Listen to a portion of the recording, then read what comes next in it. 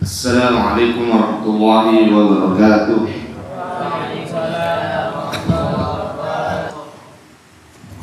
Alhamdulillah rabbil alamin, wassalatu wassalamu ala asyrafil anbiya'i wal mursalin wa ala alihi wa sahbihi ajma'in wa man tabi'ahum bi ihsan ila yaumiddin, amma ba'du. Bismillahirrahmanirrahim. Iftahu kutubakum shafha 296. Bakternya semua halaman 296. Wajadtum? Baik, mari kita baca sama-sama. Bismillahirrahmanirrahim. La yaqulanna ahadukum inni khairun min Yunus ibn Matta. ومرة أخرى قال صلى الله عليه وسلم ما ينبغي لعبد أن يقول إني خير من يونس ابن متى. رواه البخاري. الشرح قوله صلى الله عليه وسلم لا يقولن أحدكم إني خير من يونس. نهى رسول الله صلى الله عليه وسلم أصحابه وأمته عن تفضيله صلى الله عليه وسلم عن يونس ابن متى، وخص يونس بالذكر دون باقي الأنبياء والرسل لأن يونس ما صبر على أذى قومه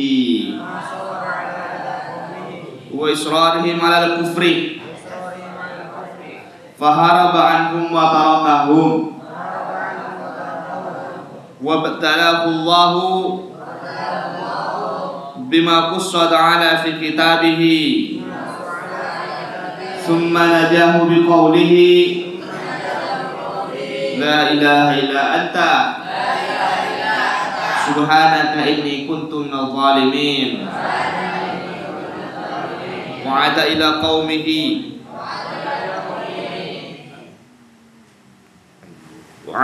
قومه فآمنوا ومتعهم الله إلى نهاية آجالهم ولم يأخذهم بعذاب الإبادة الشامل لأنهم آمنوا وأسلموا وأحسنوا. Sabda Nabi Muhammad sallallahu alaihi wasallam, la yaqulanna ahadukum, janganlah ahadukum, salah seorang di antara kalian, yaqulanna, sekali-kali pernah berkata, ini sesungguhnya aku, kata Nabi Muhammad SAW, sesungguhnya aku Muhammad, khairun, lebih baik, min Yunusa, dari Nabi Yunus bin Matta. Umarullah ukhra, di kesempatan yang lain, di hadis yang lain, Nabi juga pernah bersabda, ma yanbaghi li abdin, tidak selayaknya, tidak sepatutnya, atau tidak boleh seorang hamba itu an yaqula, mengatakan inni khairun min Yunus, sungguhnya aku lebih baik dari Nabi Yunus bin Matta. Ini di sini bisa diartikan sebagai Nabi Muhammad SAW. Kita tidak boleh mengatakan bahwa Nabi Muhammad lebih baik daripada Yunus, atau kita sendiri umatnya mengatakan kita lebih baik daripada Yunus bin Matta. Limada? Kenapa ini dilarang? Kenapa di sini disebutkan Nabi Yunus? Ini semua berkaitan dengan halaman sebelumnya yang sudah kita bahas. Di minggu lalu tentang kisahnya Nabi Yunus yang disebutkan diabadikan dalam Al-Quran di surah As-Saffat, ya, kemudian di surah lain di surah Al-Anbiya, kemudian di surah Yunus sendiri, ya, cuma satu ayat disebutkan, kemudian di surah Al-An'am mungkin. Kisahnya bagaimana? Terkait dengan kisah Nabi Yunus yang sudah disebutkan kemarin, bahwa ketika Nabi Yunus sedang berdakwah, Nabi Yunus tidak bersabar menghadapi kaumnya yang terus-menerus membangkang, yang tidak mau beriman kepada Nabi Yunus setelah diperingatkan berkali-kali. Nabi Yunus berdakwah tapi tidak ada yang mau mengikutinya, sehingga bahkan umatnya ketika tidak mau mengikuti Nabi Yunus ancam dengan azab. Kalau kalian tidak beriman, kalian akan diazab oleh Allah SWT 3 hari lagi. Apa yang terjadi? Umatnya tetap tidak mau beriman kepada Nabi Yunus, sehingga membuat Nabi Yunus marah, membuat Nabi Yunus jengkel, ya. Akhirnya apa? Pergi dari medan dakwahnya sendiri tanpa seizin dari Allah SWT, tanpa ada izin dari Allah SWT. Karena saking marahnya, akhirnya Nabi Yunus pergi, ya, kabur dari tur dakwahnya sebagai nabi, bahwa Nabi diutus sebagai satu misi, yaitu misinya apa? Misi tauhid. Walaqad ba'atsna fi kulli ummatin rasula an i'budullaha wajtanibut taghut. Ya, tugasnya para nabi itu agar manusia itu menyembah Allah, wajtanibut taghut, menjauhi taghut, menjauhi berhala dan segala macam, mengajak ibadah untuk menyembah satu Tuhan, yaitu Allah SWT. Wa inna Yunus laminal mursalin, karena Nabi Yunus ini ceritanya tidak kuat menahan berhadapan dengan para umatnya, sehingga takut ada perkataan-perkataan yang tidak baik disematkan kepada Nabi Yunus. Akhirnya Nabi Yunus diabadikan dalam Al-Quran bahwa sungguhnya Nabi Yunus itu benar-benar lam taukid, di situ maknanya benar-benar salah seorang dari kalangan para mursalin, rasul, dari kalangan rasul. Kemudian setelah Nabi Yunus pergi, singkatnya cerita dari Nabi Yunus pergi berjalan sampai ke kampung, terus sampai ke pelabuhan, sampai ke dermaga. Ada kapal di situ, akhirnya Nabi Yunus ikut, karena orang kabur gak tahu tujuannya kemana. Dan diksi dalam Quran itu menggunakan kalimat abaqa, id abaqa ilal fulki. Abaqa itu bermakna orang yang kabur tanpa pamitan, seperti al-abdul abik, artinya hamba sahaya, budak yang kabur dari tuannya. Akhirnya naik dia ke kapal Nabi Yunus bersama rombongan kapal di situ yang penuh dengan barangan orang. Nyampe di tengah-tengah ada badai, ada angin, hujan, petir segala macam, sehingga membuat kapal itu tidak mau bergerak, berhenti di tengah lautan. Dibuang semua barang-barangnya, tapi kapalnya tetap nggak mau bergerak. Pada zaman itu, pada waktu itu, ada anggapan bahwa ketika ada cuaca yang buruk, badai yang tidak normal, tidak seperti biasanya, kapal tidak mau berjalan, berarti ada orang yang bermaksiat kepada Allah SWT, yang kabur. Ada kesalahan yang dilakukan, yang mereka naik ke kapal ini dengan membawa kesalahan itu. Akhirnya apa yang terjadi? Mereka para penumpang kapal dan kaptennya mengundi orang-orang di atas kapal itu, siapa yang keluar namanya harus apa? Harus loncat ke lautan. Diundilah. Singkat cerita, diundi nama-namanya. Yang keluar pertama kali adalah namanya Nabi Yunus. Karena para penumpang kapal tahu bahwa Yunus itu adalah seorang nabi, orang soleh. Akhirnya di undian pertama mereka tidak enak. Oh, ini orang soleh, gak enak kalau kita harus melemparnya ke dalam lautan.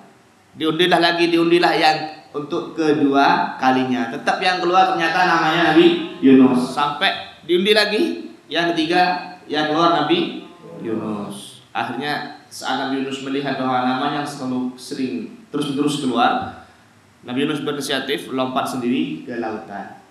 Ya.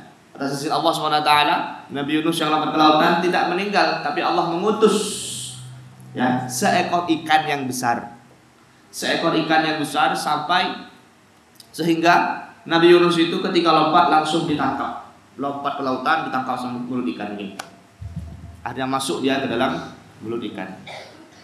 Berada dalam mulut ikan entah berapa lama, ulama berbeda pendapat, khilaf. Ada yang bilang 40 hari, ada yang bilang paginya ditelan, sorenya keluar, ada yang bilang cuma 3 hari. Tapi yang intinya adalah yang penting bahwa Nabi Yunus itu ketika keluar dari perut ikan itu dalam keadaan sakit. Dalam keadaan sakit. Terusan dari ayat surah Shafat tadi, wa inna Yunus minal mursalin id abaqa ilal fulkil mashhun fasahama fakana minal mudhadin faltaqamahul hut wa huwa mulim. Kemudian di dalam perut ikan selama ada waktu yang tidak diketahui, Nabi Yunus, apa yang terjadi dengan Nabi Yunus? Berzikir kepada Allah SWT. Sebelum berzikir, Nabi Yunus merasa kok ini ada kesulitan. Saya ada di mana? Kemudian di tengah-tengah lautan itu, di dalam lautan, Nabi Yunus mendengar suara desisan. Ada suara yang berbunyi pelan di sana, di dalam lautan itu, di tengah lautan. Nabi Yunus bertanya-tanya, suara apa ini? Akhirnya Allah menghilangkan kepada Nabi Yunus bahwa itu suaranya penghuni lautan yang bertasbih kepadaku, kata Allah SWT. Nabi Yunus ikut bertasbih, menyadari semua kesalahan-kesalahannya dengan tasbihnya apa? Zikirnya, la ilaha illa anta subhanaka inni kuntu minadh dhalimin. La ilaha illa anta, sungguhnya la ilaha illa anta, tidak ada Tuhan selain Engkau ya Allah. Subhanaka, mengikrarkan tauhid dulu, subhanaka, kemudian menafikan semua sifat-sifat yang tidak patut disematkan kepada Allah, yaitu bertawakal. Inni kuntu minadh dhalimin, berevaluasi diri bahwa Nabi Yunus ya melakukan hal kezaliman yang seharusnya tidak boleh dilakukan. Ketika Nabi Yunus berzikir di situ, la ilaha illa subhanaka inni kuntu minadh dhalimin, di tafsir Ibnu Katsir disebutkan arsy itu sempat berguncang dan malaikat mendengar ada suara yang tidak asing. Ada suara yang dikenal siapa ini, tapi suaranya berada di tempat yang jauh. Malaikat bertanya kepada Allah SWT, sautun ma'rufun fi ardin gharibah, kata para malaikat. Suara yang dikenal, ya, yang tidak asing, tapi berada di tempat yang jauh sekali. Kata Allah, ala ta'rifu dzat, kalian tidak tahu siapa itu? Innahu abdi Yunus, dia adalah hambaku Yunus. Singkat cerita, terusan dari ayat tadi, surah As-Saffat tadi, fakana falaula kana minal musabbihina lalabisa fi batni ila yaumi yub'atsun. Disebutkan bahwa seandainya Yunus itu bukan termasuk orang yang selalu bertasbih kepada Allah SWT, lalabisa fi batnihi, maka Nabi Yunus itu pasti akan tinggal di dalam perut ikan itu ila yaumi yub'atsun, sampai hari kiamat, ya. Karena Nabi Yunus di waktu senggangnya, di waktu luangnya selalu ingat kepada Allah SWT. Akhirnya ketika Nabi Yunus mendapatkan kesulitan, mendapatkan kesempitan dalam hidupnya, Allah ingat Nabi Yunus. Falaula kana minal musabbihin, seandainya Nabi Yunus itu tidak sering, tidak selalu bertasbih kepada Allah Ta'ala, la labisa fi batnihi ila yaumil yub'atsun, maka dia akan tetap tinggal di perut ikan itu sampai hari kiamat. Kemudian ayat selanjutnya, fanabatnahu bil ara'i wa huwa sakim, dikeluarkan Nabi Yunus keluar dari perut ikan itu dalam keadaan sakimun. Sakim artinya dalam keadaan sakit, lemas, ya, seperti hewan, burung yang baru lahir, seperti burung yang baru menetas dari telurnya, lemas, tidak ada tenaga sama sekali. Intinya entah berapa lama Nabi Yunus berada dalam ikan perut itu. Intinya Nabi Yunus keluar dalam keadaan sakit, fanabadnahu bil ara'i wa huwa sakim.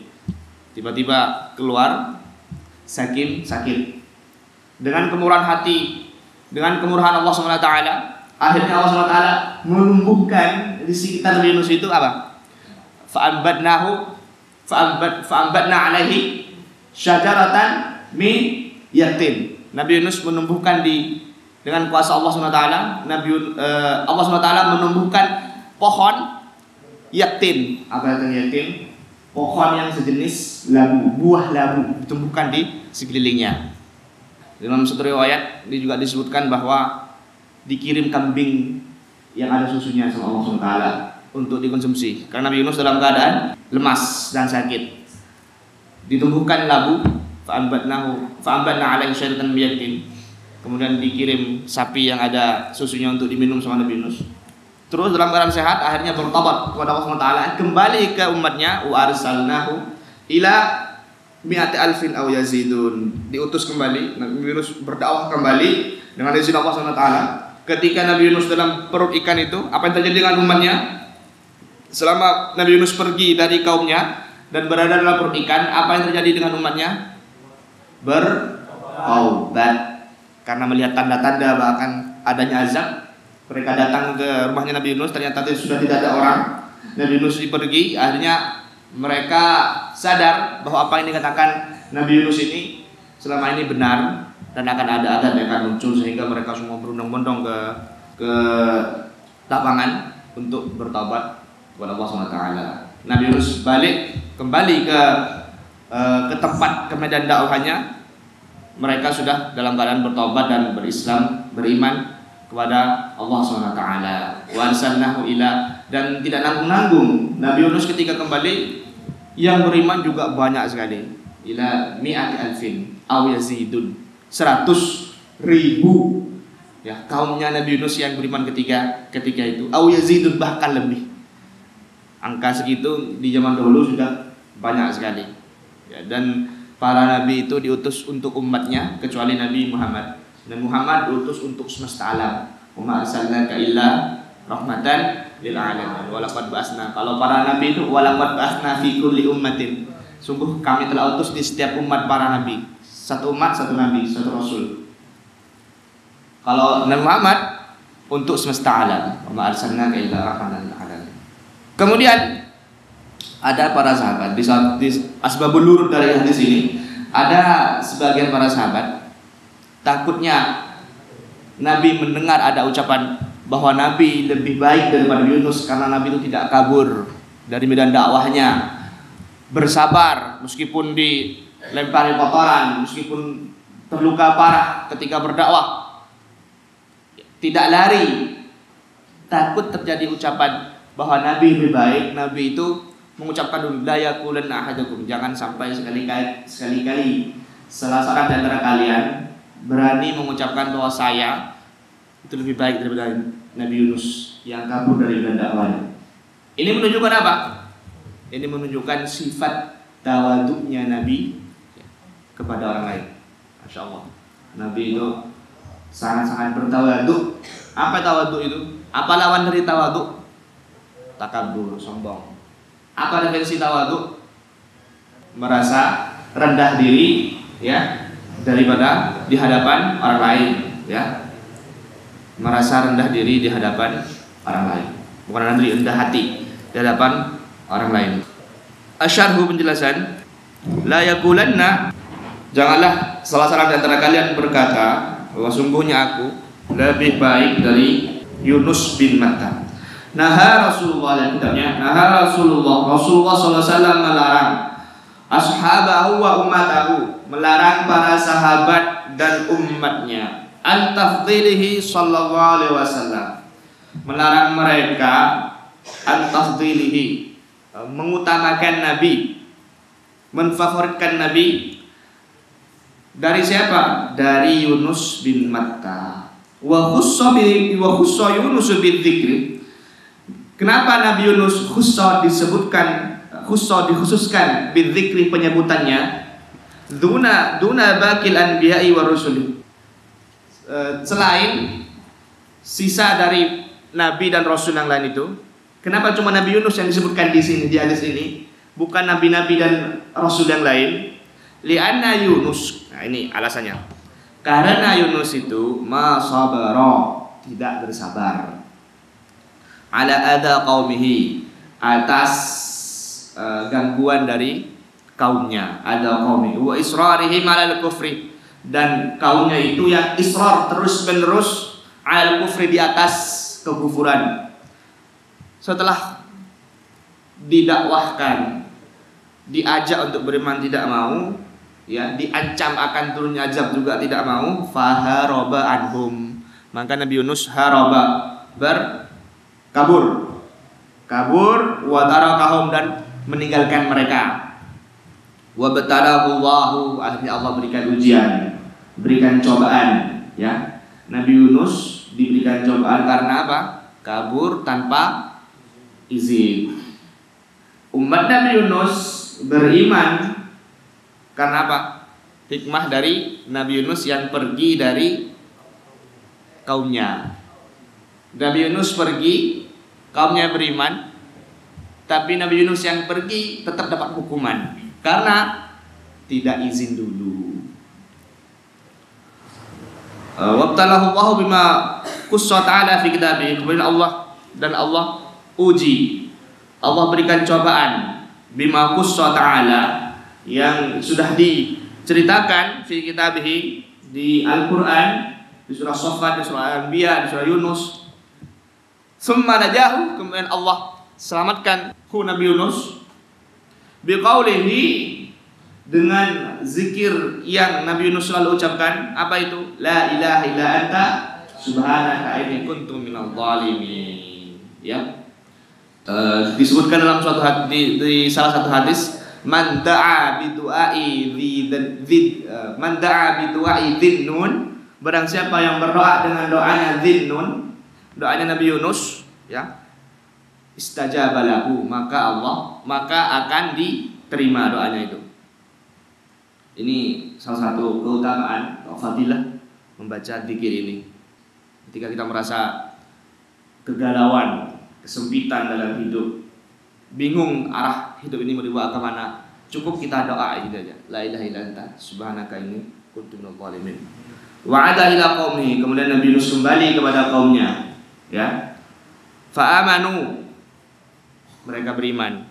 Nabi Yunus kembali, mereka sudah dalam keadaan beriman. Wa arsalnahu ila mi'ati alfin aw yazidun. Yunus kembali, diutus kembali ke kaum sebanyak mi'ati alfin, 100.000, ya. Wa matta'ahumullahu ila nihayati ajalihim.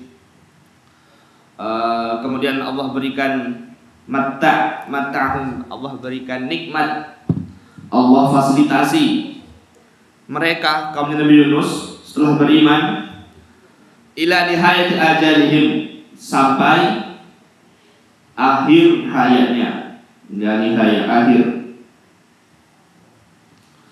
Walam ya'khudhum bi'adzabil ibadati syamil, dan mereka tidak ya'khudhum, tidak diberikan azab ibadah. Apa artinya ibadah ini? Bi'adabil ibadati syamil, mereka tidak diberikan azab al-ibadah. Ibadah itu artinya memusnahkan. Mereka tidak diberikan azab pemusnahan massal. Bi'adabil syamil, syamil artinya menyeluruh, maksudnya pemusnahan massal. Seandainya mereka tetap tidak beriman, ya, maka entah bagaimana tempat itu. Di mana Nabi Yunus diutus? Di kota apa? Ada yang masih ingat? Ninawa. Di daerah mana itu? Soalnya di daerah Irak. Taib. Fa'amanu wa matta'nahum ilahin, mereka beriman dan mereka diberikan nikmat sampai akhir hayat mereka. Kemudian tidak jadi diberikan azab. Li'annahum amanu, karena mereka beriman, wa aslamu, Islam, wa ahsanu, dan melakukan kebaikan, ya. Wa qaulu sallallahu alaihi wasallam, ma yanbaghi li'abdin, Tidak selayaknya bagi seorang hamba itu an yaqula berkata, ini sesungguhnya aku khairun lebih baik min Yunus dari Yunus bin Matta. Makna yang serupa dengan hadis sebelumnya. Nah Rasulullah melarang an tafdhilihi, mengutamakan, melebih-lebihkan nabi dari nabi-nabi yang lain. Wa in kana afdhalul anbiya'i, meskipun Nabi Muhammad SAW itu adalah nabi yang paling afdal, nabi yang paling utama, al-itlaq secara mutlak, li tawadhu'ihi. Karena apa nabi menjadi yang paling utama? Karena ketawaduannya beliau, ya. Wa kamalihil khalqi, dan sempurna akhlaknya. Wa khussa Yunus bidzikri, Nabi Yunus disebutkan secara khusus pada hadis ini. Lima alim ashabu, karena para sahabat tahu min adam sabrihi, yang tidak sabarnya Nabi Yunus itu ala qaumihi, atas kaumnya, wa firarihi, dan kaburnya Nabi Yunus minad dakwah, dari medan dakwah. Id qad yaqulu, ya, karena takut terkadang ada salah seorang dari para sahabat yang mengatakan nabi kita aksaru sabran wa tahammulan. Nabi kita itu lebih bersabar, lebih besar sabarnya, wa tahammulan, lebih bisa menahan, ya, meskipun dicaci maki, diejek, dikata-katai sebagai sihir, penyihir, orang gila, tapi Nabi kita tetap tidak kabur dan berdakwah kepada orang Arab pada zaman itu. Fahuwa afdalu wa kamal, maka itu adalah suatu yang paling utama dan paling sempurna. Wa hadzal qaul, dan perkataan ini yatanafa ma'al adab, menghilangkan adab kepada Allah SWT dan kepada Rasulnya. Kok bisa menghilangkan adab? Ya. Kenapa? Di sini sudah jelas bahwa larangan membeda-bedakan Nabi dan Rasul. Meskipun Nabi Muhammad adalah Nabi terbaik secara mutlak, dari sisi akhlak, dari sisi adab, dari sisi karakter dan segala macam, tapi tetap Nabi Muhammad SAW memperingatkan kepada umatnya dan para sahabat untuk tidak membanding-bandingkan dan tidak mengatakan bahwa Nabi ini lebih baik daripada Nabi ini, ya. Nabi ini lebih baik daripada Nabi ini. Nabi Yusuf lebih baik karena lebih ganteng dan segala macam. La nufarriqu baina ahadim minhum. La nufarriqu baina ahadim minhum. Kami tidak membeda-bedakan, ya, antara Nabi dan Rasul. Ya, faedah-faedah yang bisa kita ambil dari kisah Nabi Yunus dan hadis ini adalah: satu, tawadhu'nya Nabi; dua, kedudukan para Nabi dan Rasul meskipun mereka ada kesalahan. Ya, ittifaq ulama bahwa Nabi itu memang maksum, terbebas dari dosa besar. Tapi Nabi itu para Nabi bisa melakukan dosa kecil. Ya, para Nabi bisa melakukan dosa kecil, tapi terjamin pasti terhindar dari dosa besar. Rasul Nabi pernah melakukan kesalahan. Nabi Yunus melakukan kesalahan. Nabi Musa juga melakukan kesalahan. Apa kesalahannya? Membunuh orang dalam 1 kali pukulan. Ya. Semuanya, ya, hampir semuanya melakukan kesalahan. Tidak luput itu Nabi atau orang biasa. Ya, tugas kita adalah tidak merasa lebih baik dari mereka yang melakukan kesalahan sedikit atau banyak. Saya tutup dengan perkataannya Imam Hasan Al-Basri, mengatakan, kalau kalian ingin tahu sifat tawadhu itu seperti apa, pergi keluar ke jalanan, ketika kalian melihat orang tua, katakan bahwa orang itu lebih tua daripada saya dan dia telah mendahuluiku dalam kebaikan. Ketika kalian bertemu dengan orang yang lebih muda daripada kalian, katakan bahwa orang itu lebih muda daripada saya dan aku mendahuluinya dalam kemaksiatan. Itulah sifat tawadhu, tidak merasa lebih baik ya dari orang lain. Sekian dari saya. Syukron. Semoga apa yang disampaikan pada pagi hari ini bermanfaat bagi kita semua dan bisa mengamalkannya bersama-sama. Kita tutup dengan bacaan doa kafaratul majelis.